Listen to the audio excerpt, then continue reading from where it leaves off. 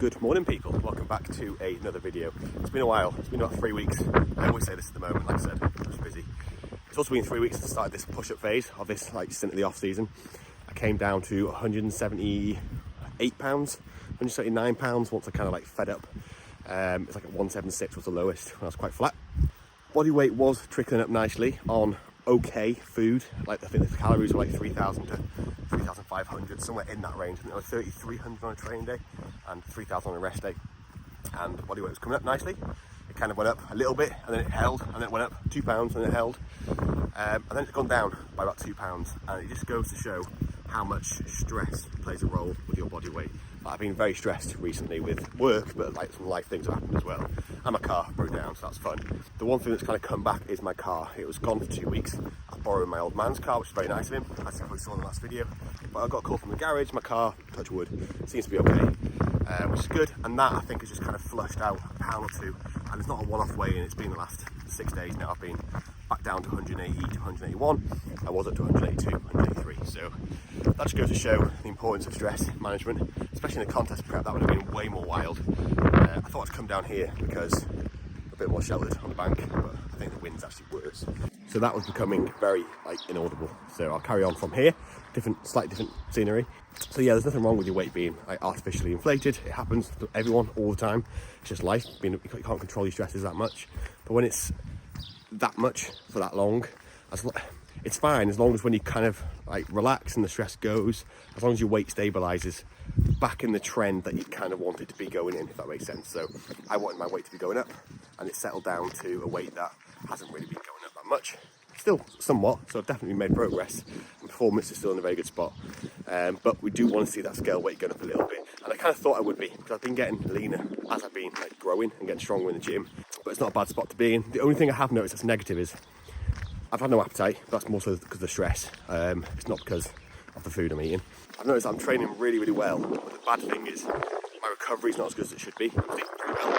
I'm eating when I should be. Everything's in a good spot. Except for my recovery from the gym, my joints, my knees, my elbows. I'm 5 or 6 weeks into this meter cycle, 5, and my elbows just hurt quite a lot constantly, tendonitis a little bit. And then my knee, I popped my knee on a leg extension of all things. I don't really know what happened. It was the day that I do my leg extensions before the compounds, and first set, well, warm-up felt great. First set, rep 4 or 5, I just felt like a pop in my left knee. I didn't even feel a pop. I was just you can feel like a joint moving, like your thumb or something. I felt that in my knee, and then every rep afterwards it was there, and now at every step I take it's still there. 3 days later I trained legs on the Saturday. I avoided leg extensions because they were just making the same noise, no pain whatsoever. And did 2 leg press sets. I usually have 2 leg presses, 2 sets each. I just did 1 leg press. I did side back squat press, 2 sets, and then I did an extra set of hip thrusts instead of the other leg press, and I left leg extensions, so that helped a bit. And then yesterday I did some knee rehab work, and it's kind of gone worse again. So yeah, I don't know what's happened there. Basically, my recovery is not as good as it should be, despite the progress being made in the gym. And I think that's purely because I've been overtraining a little bit. I've not been fully fueling my workouts, and the stress, it's all obviously playing a big part in it as well. So it just goes to show the importance of making sure you get your food in an off season. But it also shows that when you're not getting your food in, or you're eating less than you think you are, or you're in a deficit when you're actually thinking you're in surplus, it just shows how hard you can actually train. So I've been progressing really, really well. So what I'd normally do in this case, I'd probably bump someone's calories or carbs by about 200 calories, 50 carb, just to kind of get a ball rolling again, if not more. But my weight hasn't been going down on average, it's just kind of maintained. So, and also I'm going away next week. There's no point in me bumping my food up by 200 calories to fuel my holiday when I'm deloading anyway. So calories have gone up, 25 carb by fat on a training day, 25 carb on a rest day. And you'll see a rest day today. Food's quite high for a rest day, it's 3,200 for me. As I've said in previous videos, my rest day food fuels my training day, because I train first thing in the morning tomorrow. So we're back in the car. Nice sight, isn't it? My rubbish little car, my old car, which I always moan about, but to be fair, she's 181,000 miles, so I can't complain. To be fair to her, the actual Audi, I say her, it's like she's a person with a car. To be fair to the actual car, it's done 181,000 miles, and I'm hoping, the reason why I've been so panicky about getting it fixed, my dad's very happy for me to use his car as long as possible. I'm really grateful for that, and I wouldn't mind normally. I'd happily let the garage take all the time they need, and it took a very long time. Well, it took 3 weeks for something that took them literally 8 minutes to do. The reason I've been more stressed than normal is because well, I've had underlying stresses going on, so everything just feels worse. But also, I'm going away next week. That's the biggest reason.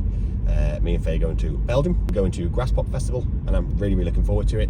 I wasn't, because obviously everything going on, but now that everything seems to be settled, I'm looking more forward to it, which is nice.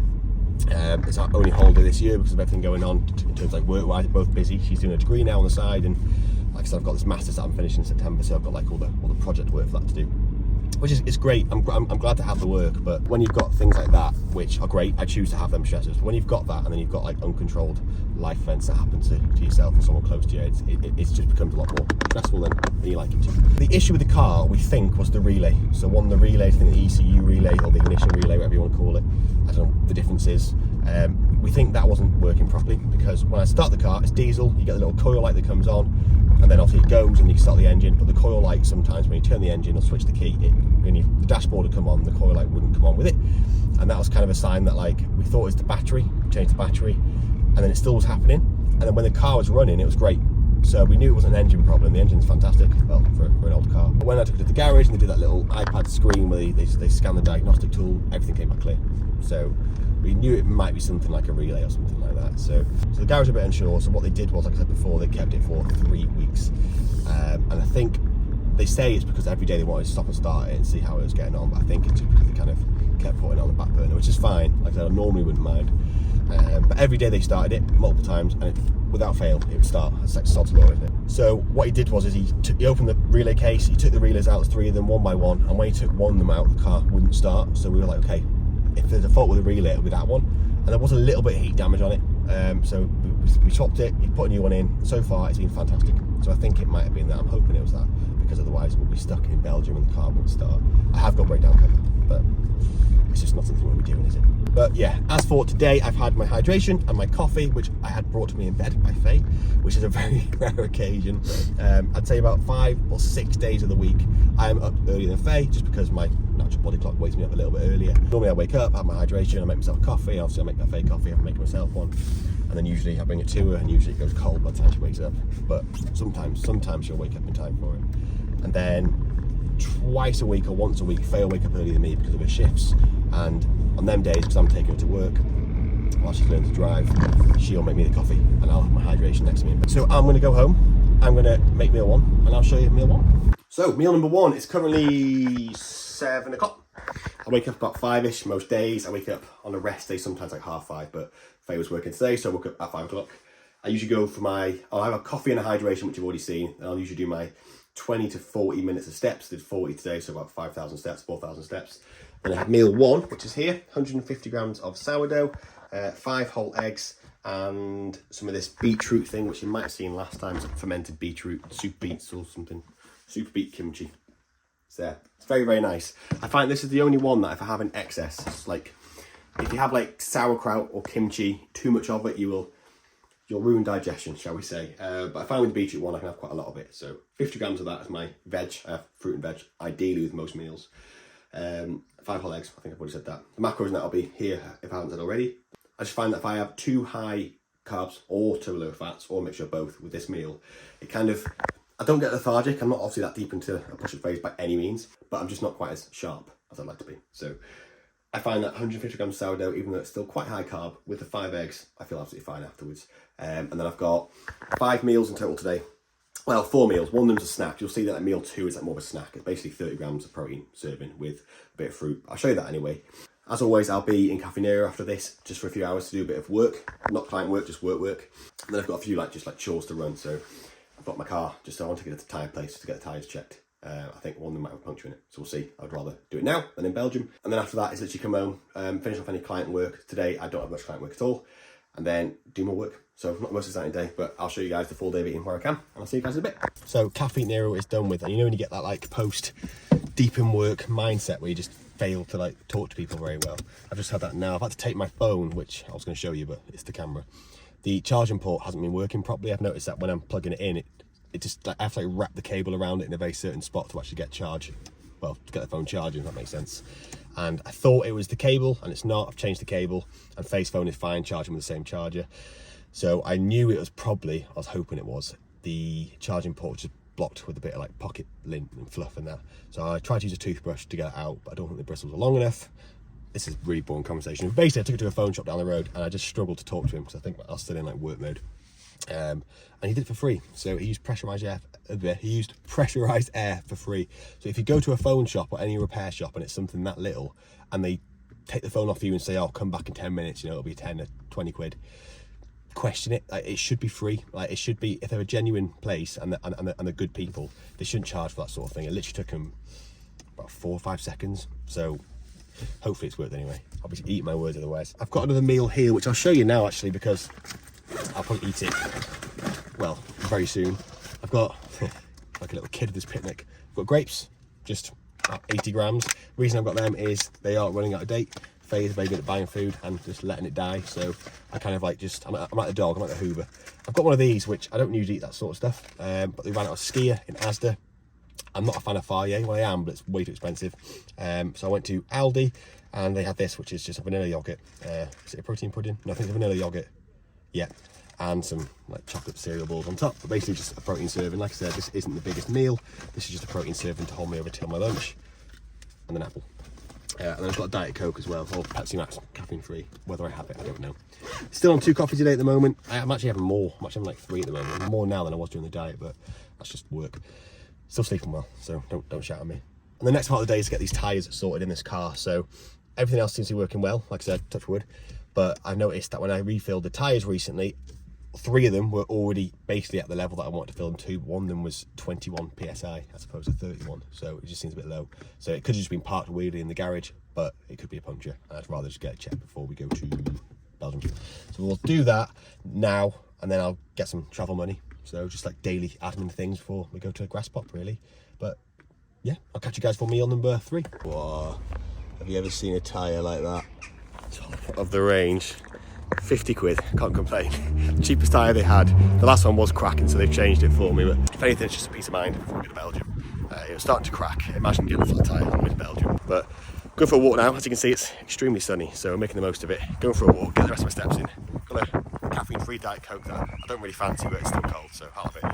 And then I'll catch you guys probably for the next meal. So as always, I'm late. It's nearly 1 o'clock. I'm picking up Faye at 1 o'clock, so she'll have to wait a little bit. Luckily, she only works 10 minutes down the road. This meal is this. I have this meal for meal 3 on both training and rest days. The only time I don't is if me and Faye are having like an off-plan meal. This is the one that usually goes, just because. So this is. It's a lot nicer than it looks. It's probably my favourite meal of the day. We've got rice, 90 grams. We've got beans, about 90 grams. A tomato per meal. Beef. I've already said that. I think we've got a barbecue seasoning, which is this one. Salsa, cheese, that's everything. Beans, rice, mince, salsa, cheese, tomato. Yeah. People don't have enough like legumes or like beans, things like that. It's really high in fibre, and if you're struggling to digest food, or you're not like, you haven't got regular bowel movements, incorporate beans. These are mixed beans because just variety. Like I said, this is my favourite meal at the moment because it's just very nice. That's the main reason why. And it'll fill me up for a long time and all that boring stuff. So I'm going to start wolfing this down. The macros and that will be here. And yeah, I'll catch you guys probably for meal number 4. So guys, after that last meal, I literally have done nothing really exciting. I went to go get Faye. We went to town very quickly and I've been home and just doing work since. But that's my work done for the evening now. This meal 4 now is coming in at 5:45. It's a meal that me and Faye have together, which I've said in previous videos we have most nights of the week. It's usually just a meat sauce, a carb and a veg. So today we have steak. Mine unfortunately is very, very overcooked. We have broccoli and we have chips. Steak, like I said, is very overcooked because it was very thin. So it's only 9 minutes, which is the normal time that I do in the air fryer. But I'm sure I'll survive. The 10 stem broccoli we parboil for, what's it called? When you stick it in the... You saute it? No, you don't. You blanch it, then you saute it. We blanched it for 3 minutes, and then we sauteed it for about 5 minutes. And then with the chips, like we always do, we parboil them. So we put them in, well, we chop them up, put them in water, bring it to a boil for about 5 minutes, empty it, and then put it in the air fryer for about half an hour, and that's it. I've got 500 grams of potato. Faye's got about 350. The macros and that will be here. We're going to have this whilst watching the new Rick and Morty, and then we're going to shower and chill tonight, I think, because I think we've earned it. Faye's handed in a essay that she's had for a while, so she's got a smile on her face now. She's not had a smile on her face for a very long time. I wrote my essay. But yeah, it's in a bit. So guys, it's actually the next day.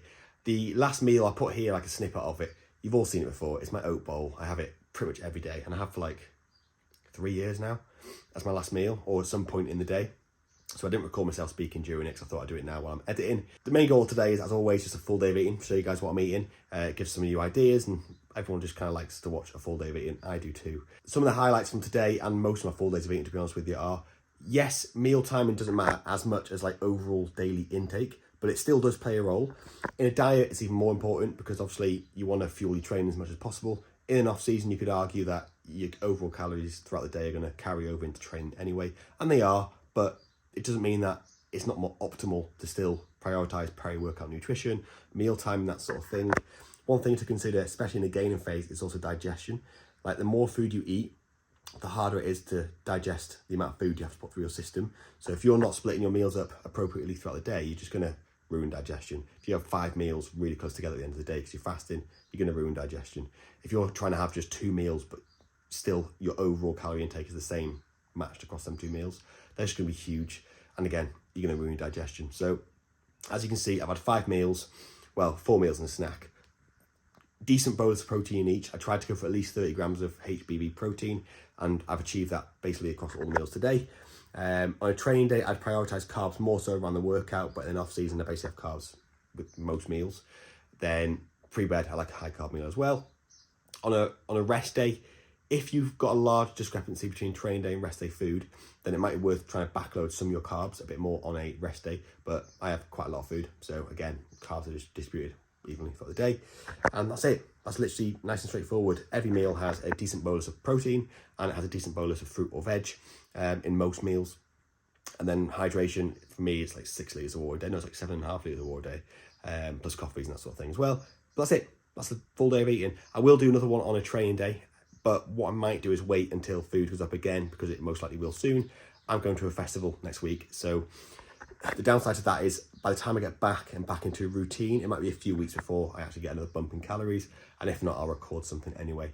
Like I said, my steps are 10,000 a day. My cardio is like once or twice a week for 20 minutes, just to stay healthy. But yeah, something fancy. Just eat well, train well, sleep well. It's all the basics, essentially. So yeah, hope you guys have enjoyed the video. Any questions, ask in the comments below. And yeah, I'll catch you guys in the next one.